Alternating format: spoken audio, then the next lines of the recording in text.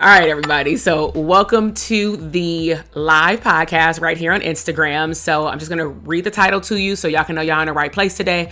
So today we're going to be talking about the power of financial integrity, attracting abundance in your business. And so for those of you who are watching live on Instagram, you will see me from time to time clearly look at my notes because I've prepared for this episode. And then of course I'll be doing Q&A if you have it. If you have to hop off early, just like hop in the DM if it's related to the topic that we talk about today, and you just want to give me your feedback, biggest takeaway, that would be pretty cool too. So as an introduction, I'm going to cover like 3 main topics. Okay. So the first one, we're going to explore like essential aspects of what it looks like for you to show up and run a business successfully while creating like an abundance picture. Right.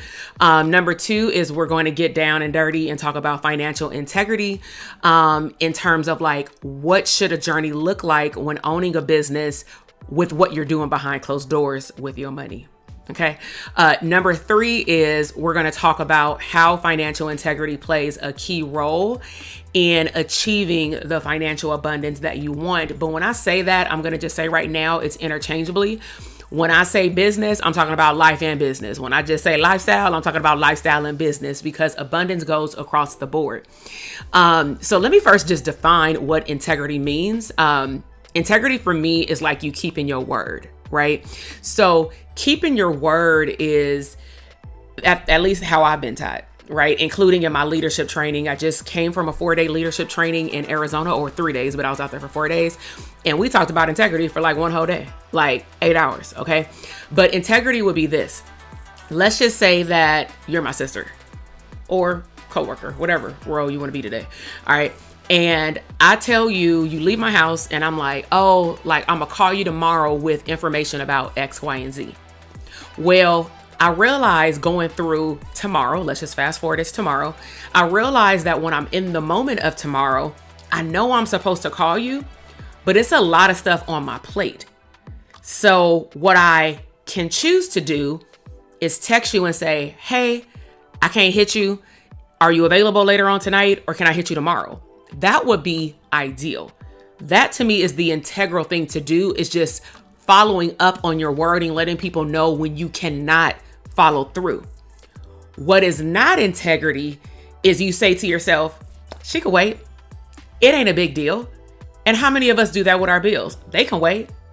It's a holiday. They know rent due. You know what I'm saying? On the first, I done heard so many things, right? Whether it's financial integrity with your expenses in your household, whether it is financial integrity when you're investing in coaching programs, masterminds, anything requiring a payment plan. And I'm going to share some of the areas where I really have to make a big decision to stay financial integral, because I believe in like laws of attraction.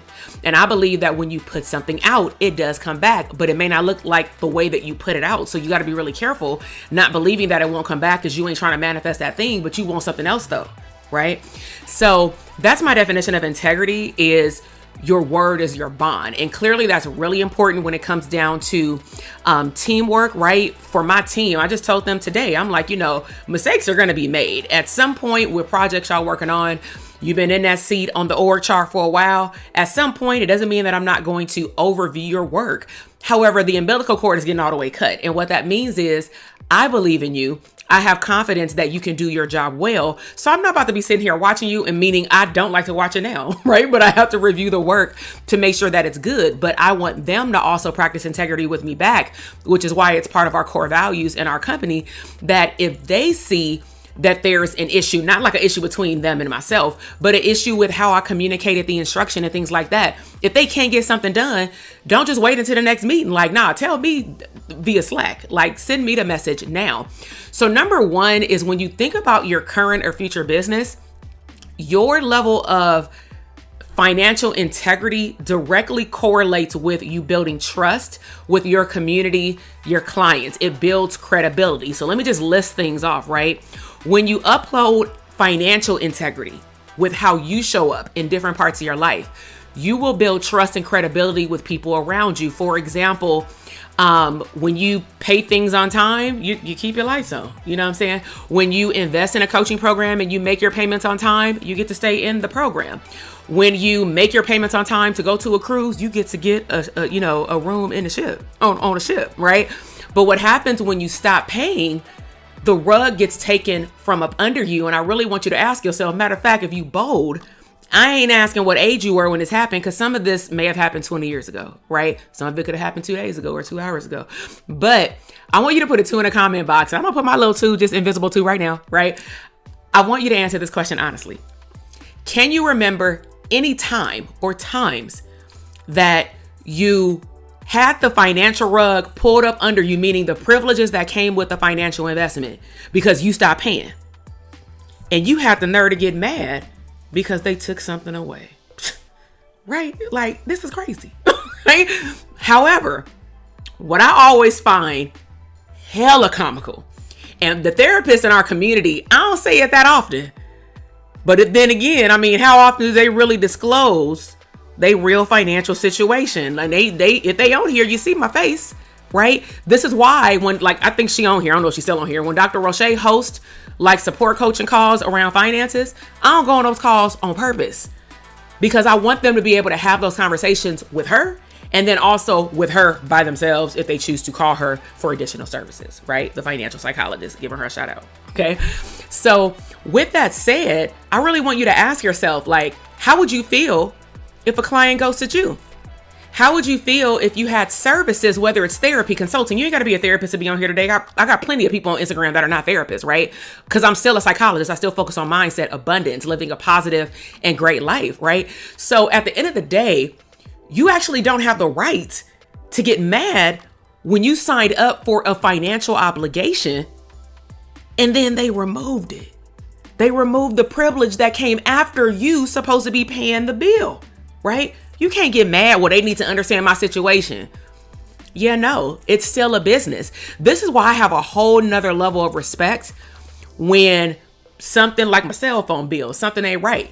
I have to remember the person who I'm talking to probably ain't the CEO. They the customer service rep, not even in this country. I have to remember that they did not cause this problem.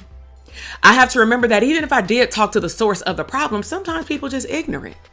But at the end of the day, I decided to go into relations on a financial level with this person, what they said they were going to give me, which meant that maybe I need to learn how to be integral to myself and learn how to do my own homework.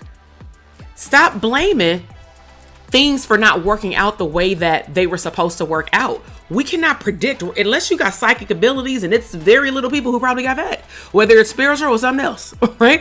But at the end of the day, you cannot predict every single thing that will happen. You may have had great intentions to finish paying off, I don't know, a TV set or something like that. I don't know, back in the day they had layaway, right? What rent a center. You may have every intention, but somebody got sick. Not you chose to send your kids to prom. Somebody got sick. Those are two different things, right? So when you uphold financial integrity, you build trust and credibility with your community, meaning the people that you serve, including clients, customers, partners, and collaborators, however you want to say it, right? So just because you don't go into a financial arrangement with those people doesn't mean that what you're doing behind closed doors won't come to the light, maybe even in another relationship. So an example that I like to give is that, let's just say somebody is paying you for something that they owe you, and you make sure they make every payment. Zelle, Cash App, like the money ain't there on the first, you texting at 8:00 on the 1st p.m., right? And you like, man, they need to pay you back. But you decide that, I don't know, it's summer. You know, people know we out here in these streets. People know my rent might be late. And then you get mad when you get that white sheet of paper on your door. How dare they? They know it's inflation. Well, guess what? When you a business owner, you look at things from an organizational standpoint. That's how I look at things now. That's why I don't get mad as much. Like, these people can't make me mad. I might get irritated. I'm human. But I'm not going to like curse nobody out. For what? If I look at what happened in my community 3 years ago, I mean, I can't keep up with the neighbors. I mean, I was scared to like meet the new neighbor. He'd been there for a year and a half, but he was like, why you don't ever talk? Your husband way more talkative. I said, say who? Like, I'm way more talkative.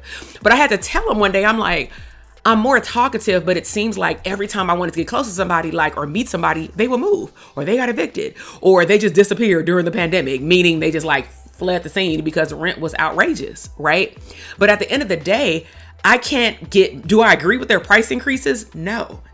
But can I get mad at a company for charging and going along with the market rate? No. Why is that?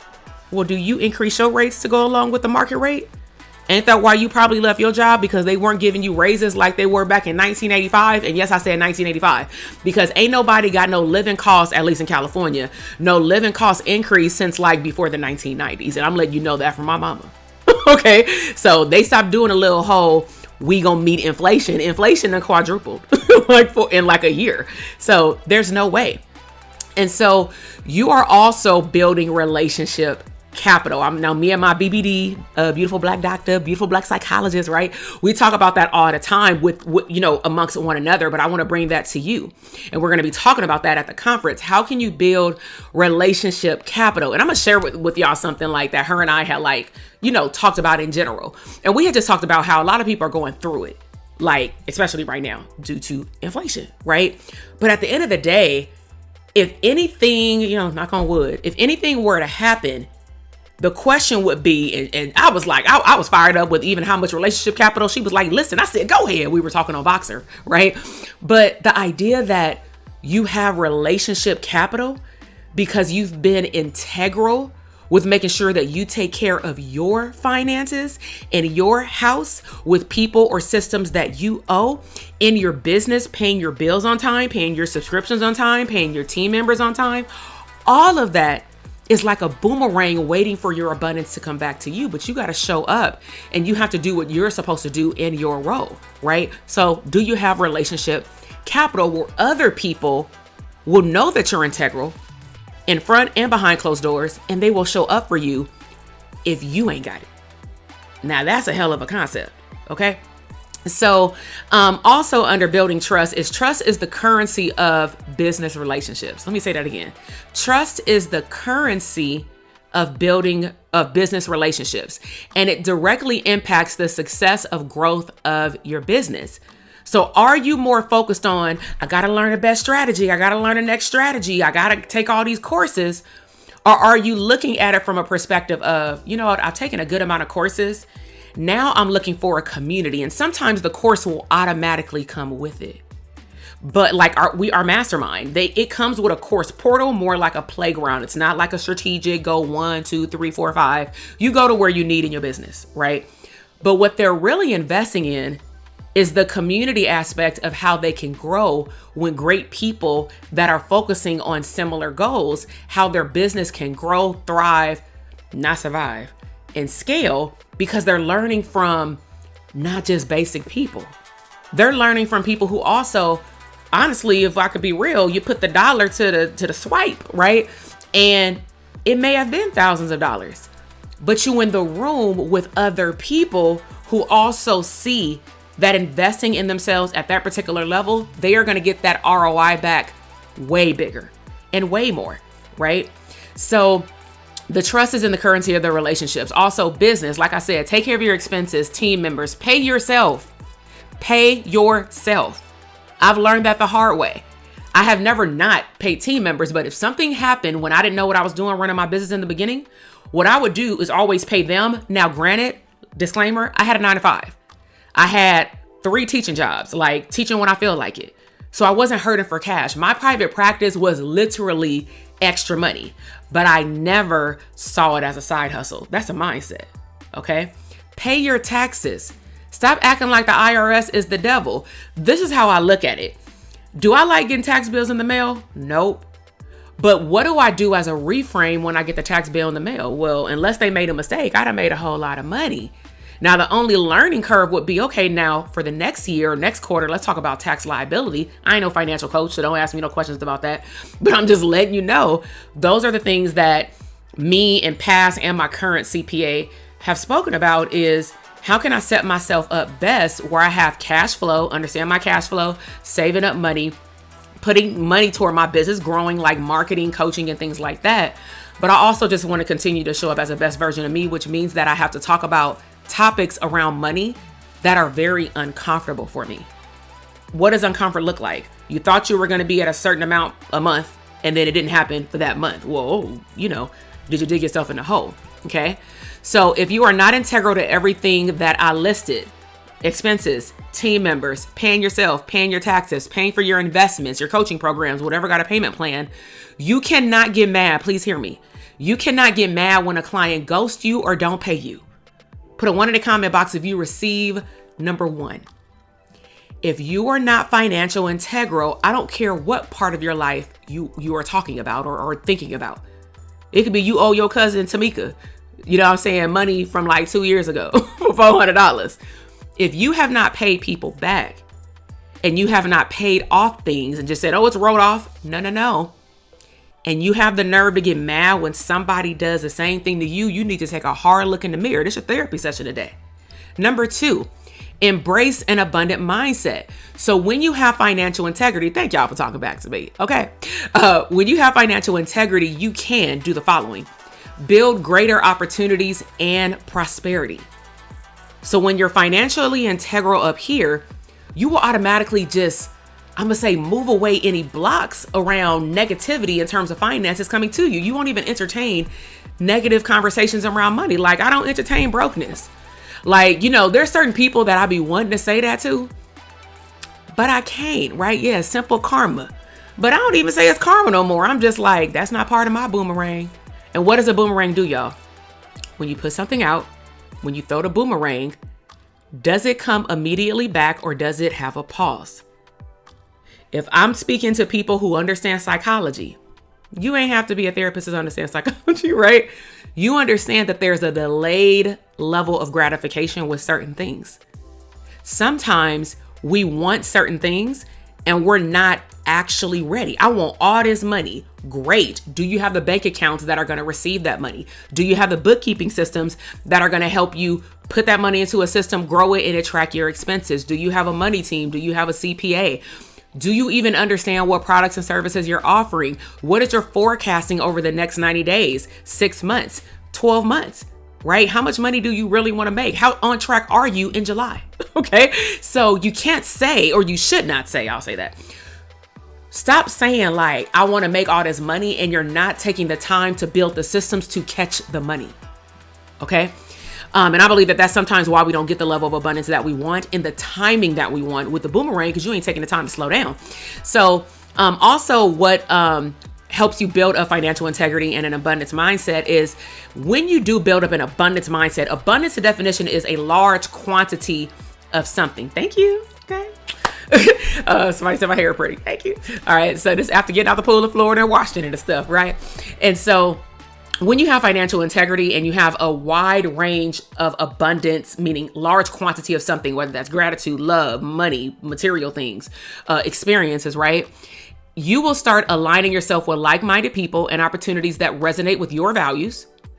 It eliminates stress. Hear this. When you start adopting the abundance mindset, it eliminates stress and guilt associated with dishonest practices. I repel any type of poverty talk or dishonest practices. I swear, I be telling my husband, I'm like, I feel like people around me be like, dang, she go buy the book so much. And part of it is like, sometimes I fear like, I don't want to get in trouble. Like, it's not worth everything I work for. Like, I was that girl at the club as soon as I got licensed as a psychologist, and we would like go to a bar with my friends to hang out. And, there was a time where, when you're dating, people like the same person you dating, like just petty stuff, right? And TMI, well, whatever, y'all just follow me, right? And that person wouldn't like you. And I didn't care. I was not a person who actually would engage in a conversation anyway. Like, you're not worth my breath. I'm out here with my friends and you ain't it. So I remember on one occasion, one girl just made it super intentional to work her way from the back all the way to the front and dance right behind me. And I just stood there and they were like, she behind you. And I was like, I'm not moving, So somebody accidentally bumped me. I turned around. I looked and was like, yeah, you're not worth my time. I gave her the look. My friends was like, what do you want to do? Now, I ain't saying my friends are hella hood, but we don't believe in putting your hands on people, right?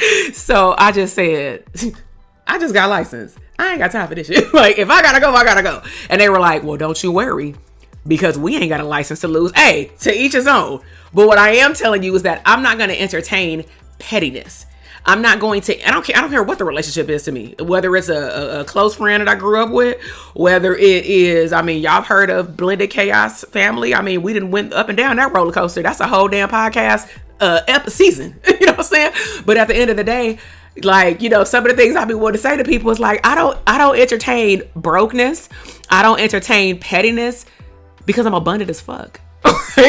And I won't say that. I ain't gonna say I will not ever say that, but I'm not gonna let somebody like stoop me to the level where I feel like I need to say that. You know what I'm saying? Like, but I guess they'll see it on my face, right? I love your friends. They can get these hands. Listen, okay? I just pass them off to the people. I've always been like that because I've always been a schoolgirl. So they like, just let me know that. But we ain't ever had to do nothing. So like, you know, still from Compton. Let's just be clear. Okay, so think big and dream big. Make sure that you own your financial decisions that need to be fixed. Make sure that you own the result of your financial decisions that need to be fixed. It ain't always your mama's fault because she didn't teach you how to manage money. You could be mad. I remember when I was learning how to do financial education in the life insurance realm, and my grandfather had just passed.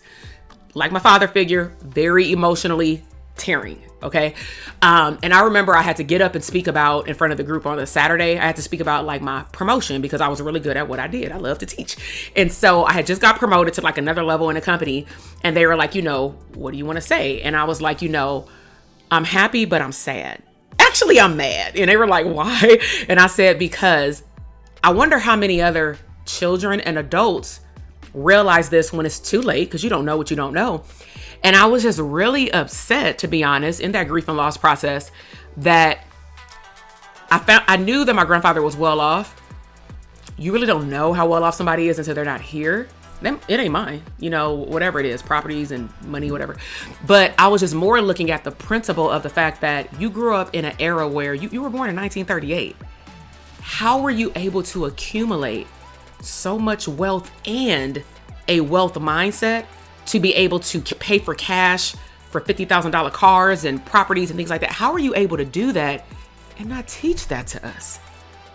I just felt like that was disrespectful. Like I was like, Grandpa, like, come on. You know what I'm saying? Like, you can help us out, you know?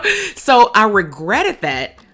But, you know, I can't hold that against him. He's not here anymore. But it just made me start thinking, like, how many of us are walking around financially dead? That's what I used to tell the clients when I would do like financial coaching, is like, you walking around financially dead. What also does embracing an abundant mindset bring you? So it eliminates stress and guilt associated with dishonest practices. That's where I was going earlier.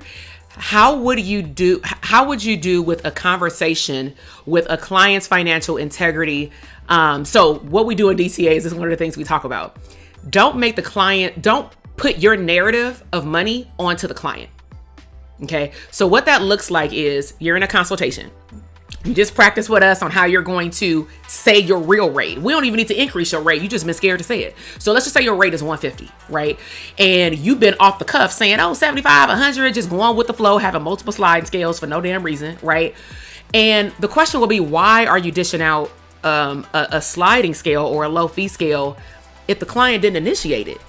So what some therapists have done, and I used to do it, that's why I taught it to them. So I'm like, have y'all been doing this? And they were like, yeah. And I'm like, y'all gotta say something. So what some of us may have done or do is a client will give us all this information in a consultation, plus like probably an intake form, a consultation form. You feel all the pain, especially if they're overlap. Like, one causes financial stress, right? Somebody's in the hospital, they don't have the right medical insurance, then that causes bills, then that causes stress, and the person has to go to work, then they missing time with the kids. It's just like a snowball effect, right? So you hearing all this, and then you do the consultation, and you probably hear me in your head like, do it 150, right? Do it, or your accountability partners, whoever you talk to in DTA. And after you hear this information, the client says, well, how much are services? and you pause, because I tell you to pause, right? DTA. And then you're supposed to just say the number and then pause. But what some therapists do is they say, I hear that inflation has, definitely taken a toll on all of us. I understand it, girl. So this is what I'm going to do for you. I'm going to go ahead. I usually do 150. But we're going to do 100 because I know your financial situation is not right. Put a 1 in the comment box if you're guilty of that in the past or now. Let's be all the way real. So what tends to happen is you have transferred your money narrative of lack onto your clientele. But guess what's about to happen in about 5 months? Oh, we about to eBay. We about to, what's that new website like eBay, Temu, whatever, Shein, if it's up. I don't know. Probably shouldn't even be saying their name right now. We gonna be on Amazon. We gonna be hunting down the PlayStation 30 for $1,500. My kid want the Jordans that nobody got. I gotta go to one of those co-Simon stores in the mall that charge quadruple the amount, but they want them. I'm only gonna give them this one pair, but I'm gonna get them dunks that cost $110, but you paying like $600. So your clients are going to do all those things. And then don't let y'all cross paths through the Instagram algorithm. And you seeing them on cruises. And you seeing them buy like a new chain, new bundles. You gonna get mad? You can't get mad. Be integral to yourself. Put a 1 in the comment box if you feel me right now. Even if you don't want to out yourself saying you didn't want to say your real rate at one point. Because let's be all the way real. At least with DTA students, this is 75% of them. Or was them, right? But let's be all the way real. We be on our phone. We feel some type of way. They checking in. They canceling session, taking vacation. And you're like, well, damn, I ain't even took a vacation. Because I'm dealing with inflation too. Well, you're dealing with inflation more because you decided to get everybody an out when they didn't ask for one. But because you're lack-minded, you believe that everybody you serve is lack-minded. Why? Because they doing therapy? Just because people do therapy does not mean that they're broke. It doesn't mean that they're lack-minded. They could have stumbled across just a little anxiety at their new job and they need to come see you for 3 months. But you pull in all your mess into the therapy session. You need to be the one sitting on the other side of the couch. Join us in DTA. But sometimes, this is probably why they don't like to ask questions. Now, granted, I don't talk like this, like at my students. If I'm talking about a topic like this, I will say, hey, if y'all ain't got no questions, I'm just about to go in for like 30 minutes. Right? But if they got questions, we talk about their personal business, right? But I just want you to know that you have to show up as the best version of yourself at all levels, in all places. Because you can't turn around and be mad when somebody do what they want to do with their money because you gave them a break. It's called working the system. Who ain't worked the system? Let's be all the way real, right? So this is an example of embracing abundance mindset. Now, y'all bear with me because I think I got one more payment left. I'm waiting for them to email me back. So I joined a program last year around this time. I was going back and forth about it. I thought I didn't have the information. Oh, wait, let me go to the comment box, right? This is so good. I wasn't feeling well today and missed the session class earlier. Oh, it's good. The replay will be available for DTA. It'll be available in probably like 2 to 3 days. They'll post it on Facebook. So where was I going? Okay, so I signed up for a program. It was a hefty investment. It wasn't like, oh, let's pay $2,000. And even that's hefty for some people, right? It was $10,000. Now, I thought because of the value portrayed on the sales page, I was gravy. Right? Now, did they cover all check boxes of what you get? Yes. But have y'all all read a book before? And when you get halfway through the book, you feel like the second half of the book is breaking down the first part of the book, but not in a way that you ain't read before. And you I could have just listened to this on Audible twice. You know what I'm saying? Why am I on module 5? And I feel like they just record slower, literally, recording. I had to put that stuff on triple speed. Come on. But I had already done the homework activities. On top of that, this was my level of internalness, right?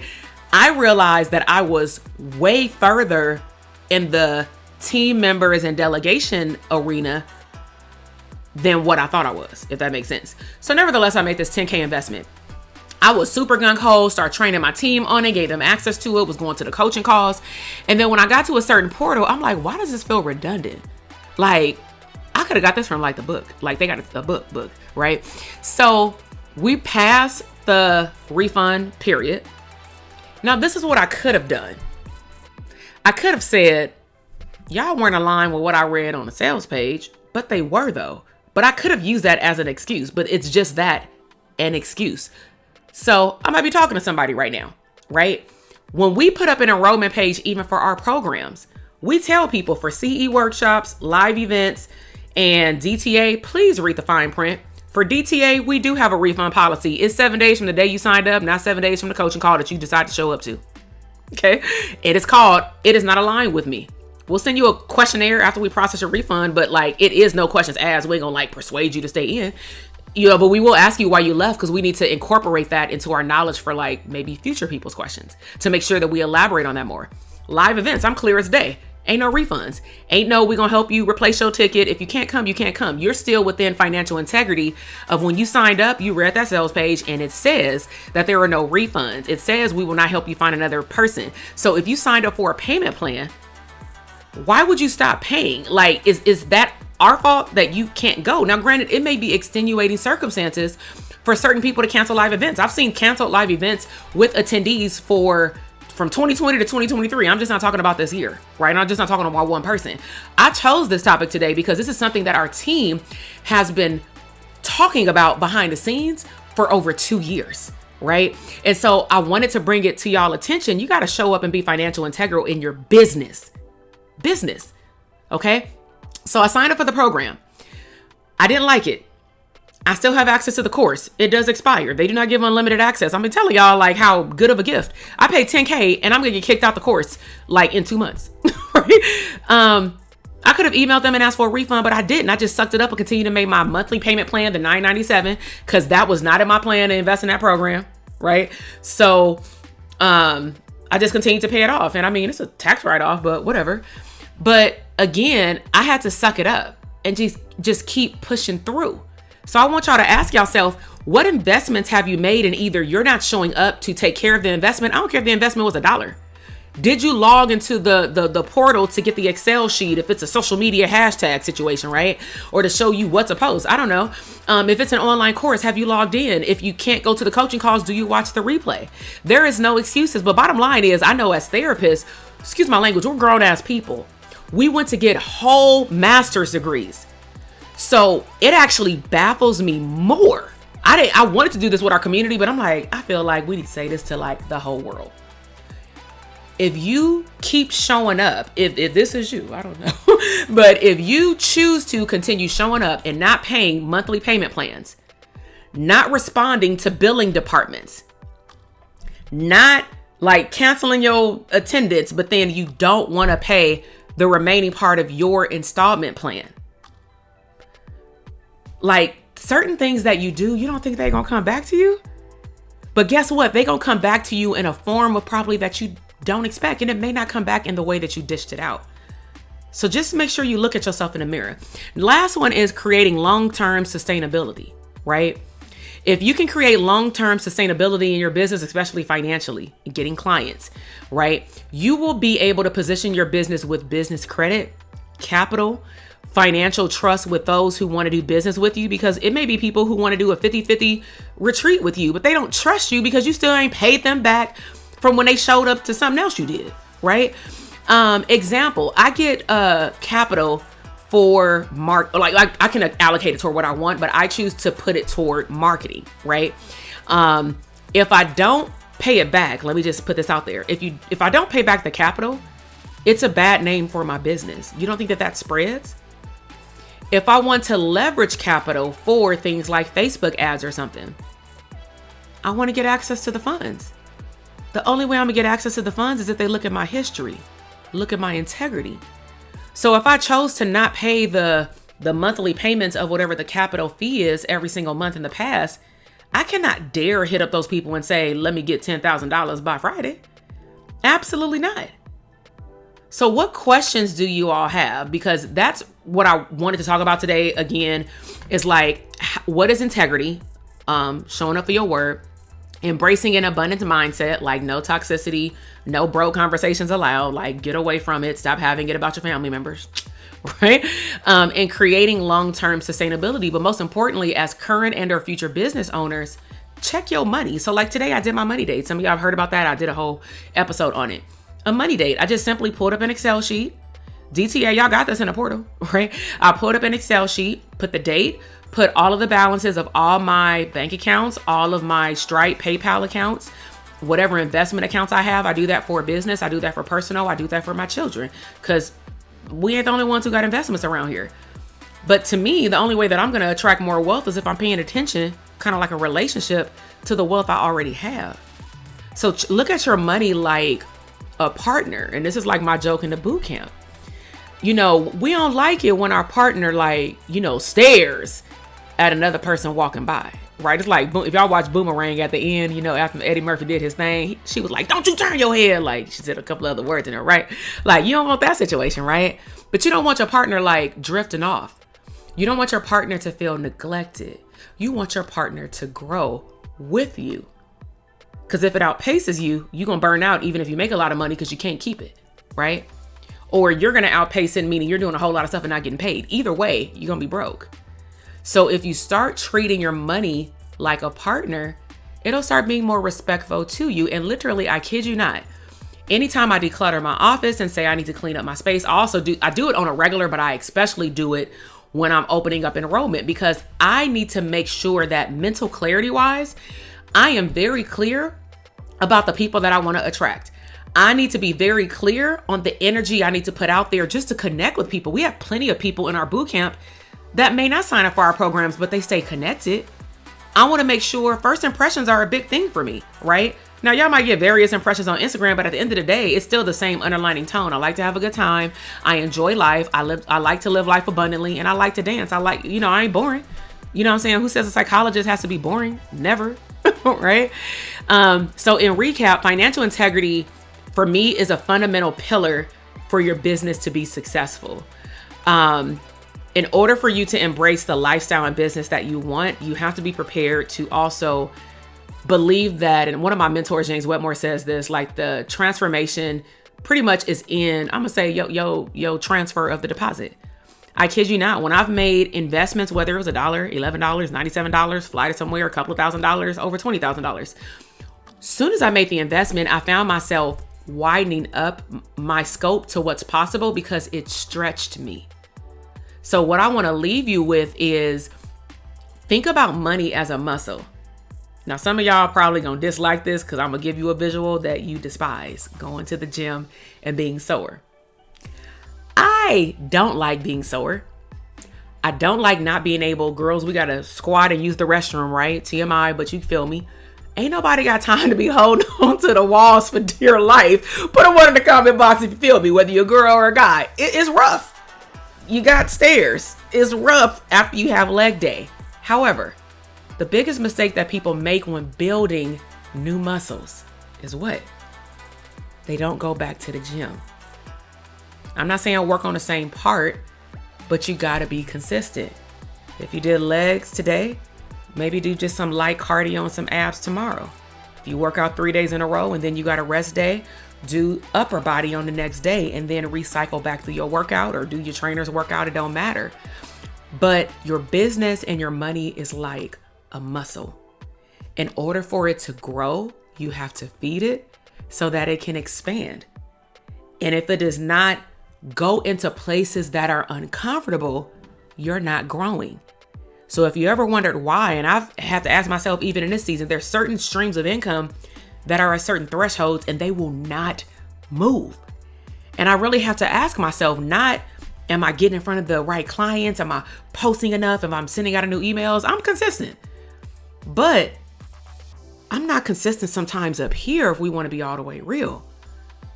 I had to realize, hell, every week I'm boxing and sending Slack messages to my team. I have to realize that I don't have a strategy problem. I sometimes, like most people, most humans, I don't care how much you grow and how much money you make. At every level, you're going to run into a mindset block because you're not used to it. So you got to feed it and you have to expand it. All right.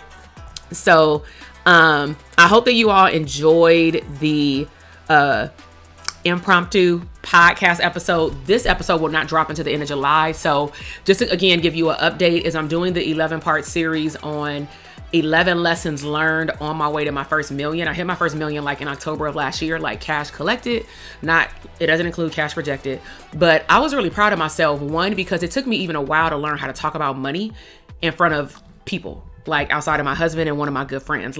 And I would sometimes reveal it even to our mastermind students because they were working on scalability and I needed to show them what's possible, but it still even took me like 6 months to tell them, right? And so I'm still a work in progress. And I'm not saying that you need to go out and tell everybody how much money you make, but I serve a clientele that sometimes don't even believe that more than $150,000 is not possible. Oh, and it is. But you can't be the only one doing the work. You have to scale your time. So, hey, so it's been a minute. I needed this. Glad I was able to tune in tonight. Awesome. You're welcome. Hey, Angela. All right, y'all. So I'm going to wrap up just some basic announcements. If you have not heard, y'all seen that flyer picture? Go to my Instagram and see my new picture, right? But I did a bomb photo shoot. I'm going to upload all the content to be released between July and August. Went to Florida, Orlando, met up with our photographer, did a whole banging photo shoot. We're having the very last boot camp of the Dope Therapist Academy, private practice boot camp this time, because I go a little extra when it's like my anniversary. So we're going to do a 4-day boot camp versus a 3-day. We are bringing back the Facebook community, so there will be certain bonuses that are only in the Facebook community. You're welcome. You're welcome. All right. Great mindset message. Definitely working. Yeah. Right. Every level. So, if you click the link in the bio, drtk.com/links, whether you're a current DTA student or not, the 4 areas that we're going to be focusing on in the boot camp. There will be some new content to DTA students, not so much. We're just taking a little bit from the portal and we're giving people exposure to how to make an org chart made simple. Put a 1 in the comment box if that saved your life, right? So how to create an org chart that's simple. We're going to do that in one of the lessons. We're going to bring back niche because that's always a good hitter to focus on your branding and your marketing. We're going to bring back assessment and wealth, but just, with a little twist on it. And then I'm also going to be talking about what things do you need in place to successfully work away from your home? Because I know that some of us don't even want to work outside of our home because we're uncomfortable. We don't want to pack up all of these materials, but that's why I do those prep videos on Reels, just so y'all can see it ain't that difficult. Like, you may just have to make some investments in some travel, little cameras, you got AirPods. As long as they're charged, you're fine. Make sure that you get a little ring light, but we're going to be going through things that if you wanted to operate in the work-life integration space, I ain't saying that every vacation got to be a business vacation, but I like to do business and play because I got 2 kids with 2 different school schedules, and we're reaching a point at 5 and 12 years old in 2 different school districts, 40 miles apart from each other. It's about to get interesting. I ain't gonna say crazy because I don't want that life, but it's about to be interesting, and that excludes sports. Okay. So with that said, I am a firm believer in double dipping. Okay. So if you want to sign up for the boot camp, make sure that if you're a DTA student, you can attend, you can join the Facebook group. DTA, we do have an epic announcement that we're going to make in August for wrapping up the first half of the year. So stay tuned. For those of you who are not working on private practice, but you want to work on scalability, meaning you want to learn how to launch, learn how to create a product suite, understand at least 7 streams of income that can come from your main ideal client, even in therapy, then stay tuned because we are having a conference. There are spots left. The tickets are still on sale as of right now in the link in my bio on Instagram at drtk.com/links. We're going to be at the Palms in Las Vegas, but we have some epic things coming up. So the 2 main things are the private practice bootcamp that opens up the doors into the academy for the last time in 2023, which means that we're not opening up the doors again until I'm going to say pretty much the end of January going into February. That's always, anytime we do it in August, that is our last one because our shift focuses then on scalability, where then we're no longer in public really talking about private practice. We're really talking about therapists learning how to mastermind with one another, going deeper into launching, either growing group practices or building out expansion businesses, one to many.